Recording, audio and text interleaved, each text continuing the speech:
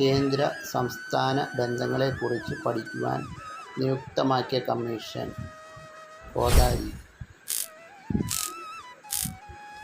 ദേശീയ വനിതാ കമ്മീഷൻ സ്ഥാപിതമായ വർഷം 1992. ഗാർഹിക പീഡനം നിയമം പാസാക്കിയ വർഷം 2005.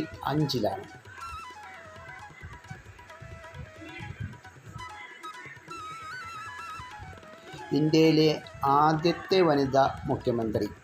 ഉത്തരം സുചേത കൃപാലിനി.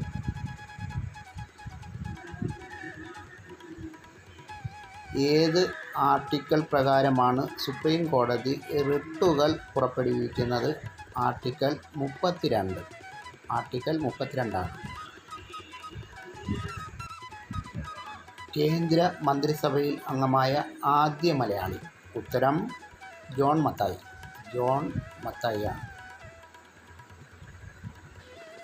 കേരള ഗവർണറായ ശേഷം രാഷ്ട്രപതി ആയത് ആര്? V V ഗിരിയാണ്.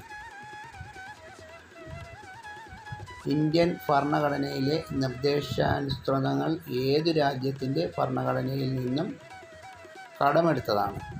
അയർലൻഡ്. ഫ്രഞ്ച് വിപ്ലവത്തിൻ്റെ പ്രവാചകൻ എന്ന് വിളിക്കപ്പെടുന്നത് ആരെയാണ്? ഉത്തരം റൂസോ.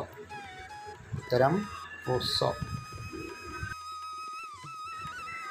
1953 ഭാഷാടിസ്ഥാനത്തിൽ സംസ്ഥാന പുനഃസംഘടനയ്ക്ക് ശുപാർശ ചെയ്ത കമ്മീഷൻ്റെ അധ്യക്ഷനാരായിരുന്നു? ഫസൽ അലി.